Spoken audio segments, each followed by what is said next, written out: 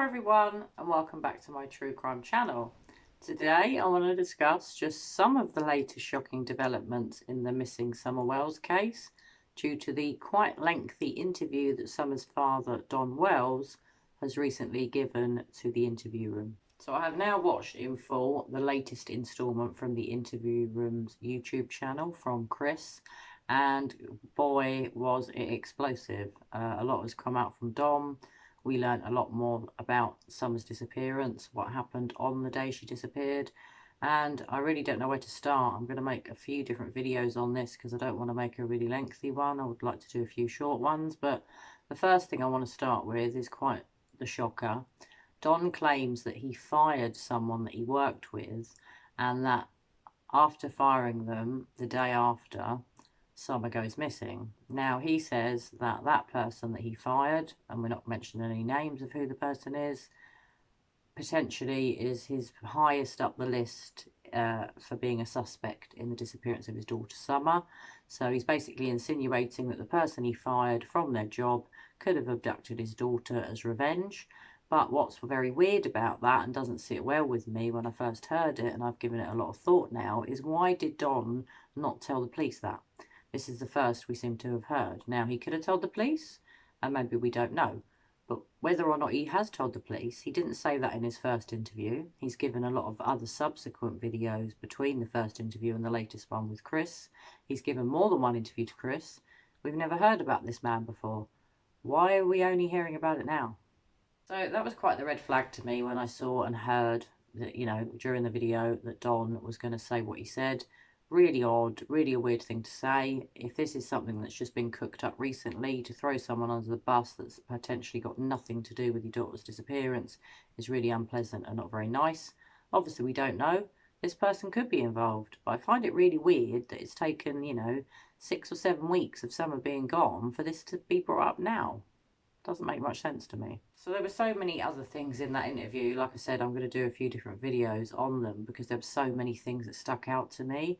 Something else that was mentioned was about Don's sort of very long rap sheet of what he's been in trouble with the police for. He admitted going into prison before for assaulting his sister's, I think it was boyfriend or friend, guessing boyfriend, because he wasn't treating her properly. That was about all he alluded on that.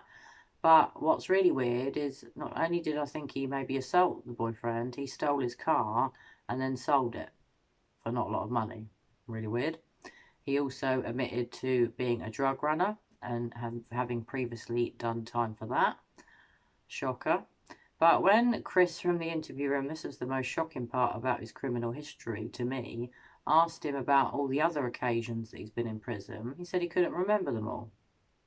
Really? Now, unless you've been in prison 20, 30, 40 times and you've lost count, surely you'd remember what most of them are for. That raised a huge red flag. Why would you not remember what you've been in prison for?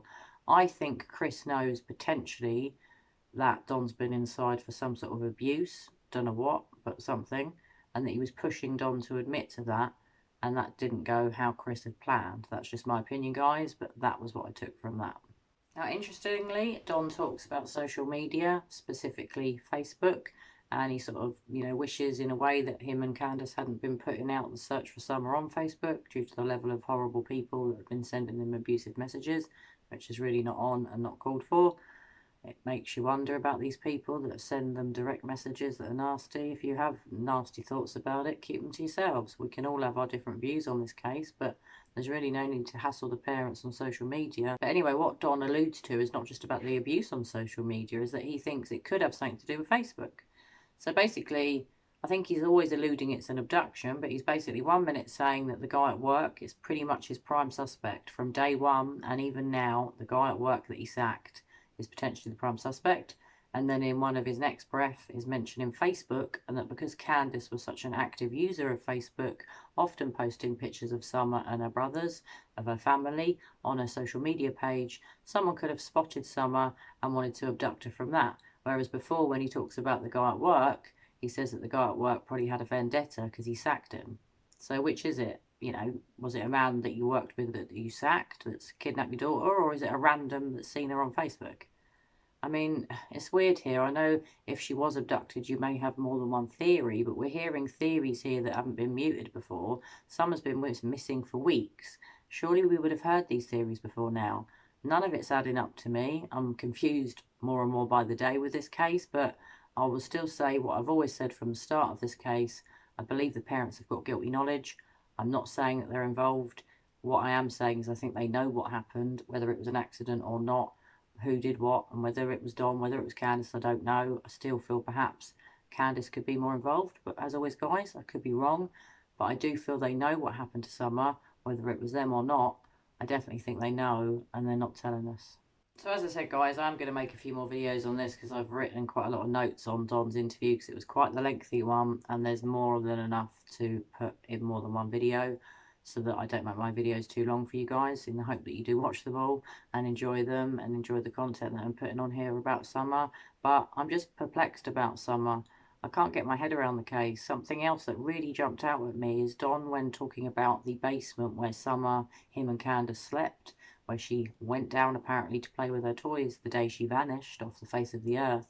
That back door that leads out the side of the property that comes out of the side of the basement, they're never really saying whether it was locked or unlocked. They don't want to admit either way. Potentially it was unlocked. They don't want to admit neglect by not locking the door. And shockingly, Don blamed Summer's brothers for potentially leaving it unlocked. He said that often him and Candace would shout at the boys. Well, that was what he alluded. I can't remember the exact terminology that he uses, but he basically said that they would call them out and often have a go at them for not locking that door, therefore pointing the fingers of blame directly at Summer's brothers, which is not nice. There's no need to do that.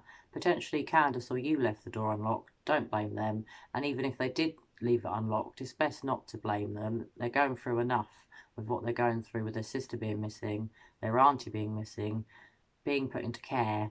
I mean, Jesus, it's not good. You know, let's not blame them. I really didn't think that was very nice, and it was yet again another red flag here.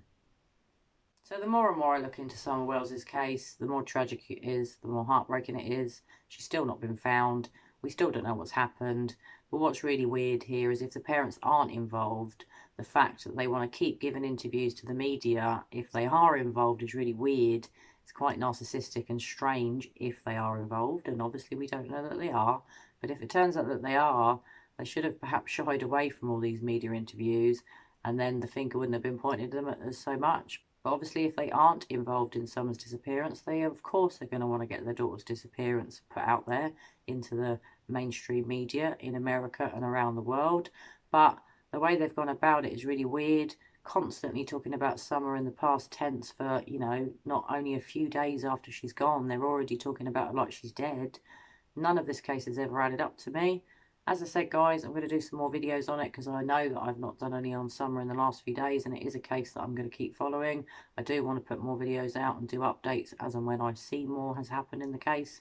So much happens with the interview room, constantly interviewing both of the parents, doing more than one interview with each of the parents.